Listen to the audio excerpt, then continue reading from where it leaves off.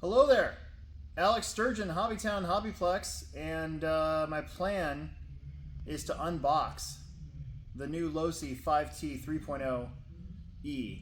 5T E 3.0.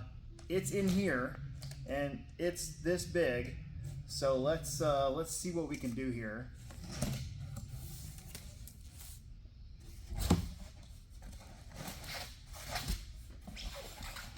Foam. You know what you can do with this foam is you can keep it and make a mini rock crawler course out of it.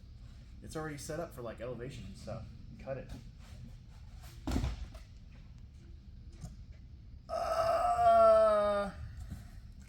Let's cut and pretend that we took it out of the box. Okay, I have saved you the agony of me trying to get this thing out of the box efficiently and nicely, like I know what I'm doing. So, yeah. Anyways, it's big. It takes up the entire width of our table, and I mean, I can already tell you, I really like the body. I'm gonna take this thing off here. This is a customer's. I've been given permission to go ahead and have at it here, but you can see I actually really like the scale look of the body. I think this is a really good representation of a like a core truck. They don't do that anymore. Torque? What do they call that now? Anyways, it doesn't matter. You know what I mean. A 4x4 off-road truck. You can see the screws here, so it's like a multi-piece style body that goes into the cage, the plastic cage. We'll take a look at that here in a second. Yeah. Anyways, let's try to take the body off, shall we? It's got the extra tire in the back here. I like that. I think the other one, the old one, had that too. So it's got the open front cab here, but it's got the netting on the side, the scale netting. So I don't know. That looks really neat.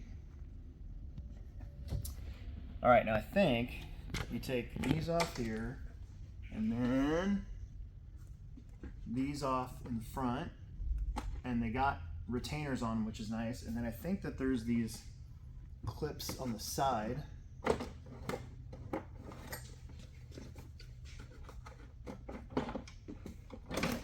Ha ha ha! Look at that. All right, under the body, you can see here, look at that. It's got the pretty typical cage now that we're doing. Any of these scale vehicles are like the Baja Rays, the Rock Rays, your UDRs, your Mojaves. They all kind of have the same thing. It's got the like the rock guards and the fenders here, fender guards. So yeah, strong. This is definitely plastic. So it's not a Lexan body. It is definitely a thick plastic body. That I was not expecting, actually. I was expecting some sort of like Lexan. It's been a while since we've had something this big. I mean, we obviously we carry like the UDR and like the Mojave, the Creighton 6S, of course the X-Max and stuff, but as far as just the sheer scale size vehicle, this is definitely the biggest we've had in a while. For a little while there was like a run on these things on the 5T. It's like 2.0s, the gas ones. That was in the old store setup though, so that was a while ago. It had been maybe 4 or 5 years ago even. Okay, let's take a look at what we got here. So things that stick out: metal spur gear, a giant metal spur gear, and you got your motor with twin fans right here on this side. Spectrum, 560 kV. Of course, you're going to be running more than likely 12S on this thing. It can do 8S or 12S, but I know you guys like the power, so you're going to be doing 12. Look at the size of the shocks on this thing. That's like almost like a mini bike shock, or like a mountain bike shock almost even. That's crazy. Giant Spectrum, what do they call that now? The speed controller. Well, obviously it says speed controller, but Spectrum brand. Speed controller. Nice thick metal shock towers. Big sway bar. Of course, your drive shafts here, nice and big, nice and thick. They've got revised suspension arms from the last truck, and obviously this is an e-truck, not like a conversion or anything. It's actually made to be a big e-truck. So your batteries go right here. Look at the battery straps. Lots of Velcro, so hopefully those things won't be coming off of there. The plugs, I do like how they have the plugs neatly molded into the chassis brace here, that top deck. So there's one for this side and one for that side. Of course, they're EC5 plugs, so they'll be able to hold on to that enormous amount of power going through those batteries to the speed controller. Bleeder caps, right?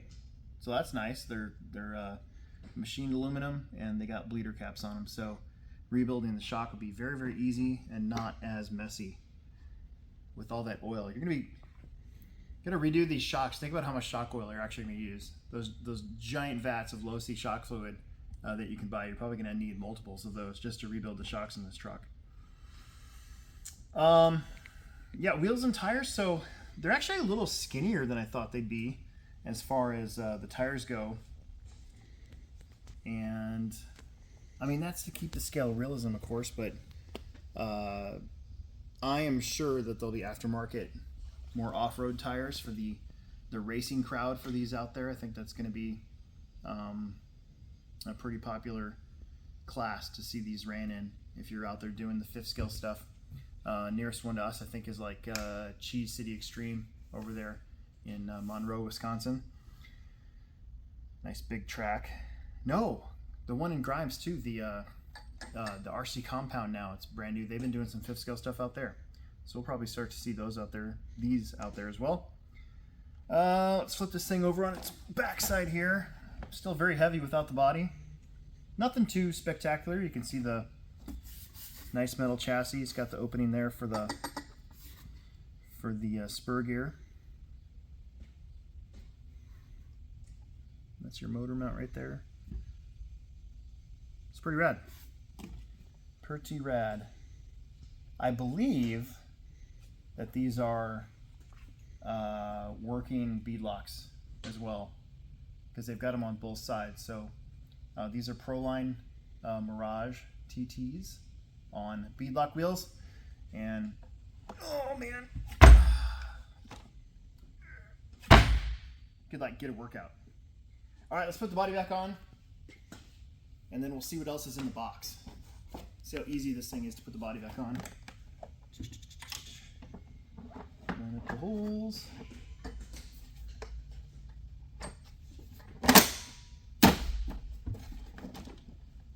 Beautiful. Look at that. Piece of cake. Let's see what else is in the box. Okay, giant box. Let's see what we got here. So instruction manual, batteries, extra Velcro straps. This looks like maybe for the batteries, so that you can fit different size batteries in there. A little tool set, wheel wrench, which is nice. I like how they're doing that because not everybody has 20 millimeter wheel wrench. Radio should be right here. Look at that. Again, this is like perfect SCX24 course building material here. You could, like, if you're really in RC and you got one of those, you could just buy the 5ive-T and then take the box and break it down and build a 24 scale course out of it.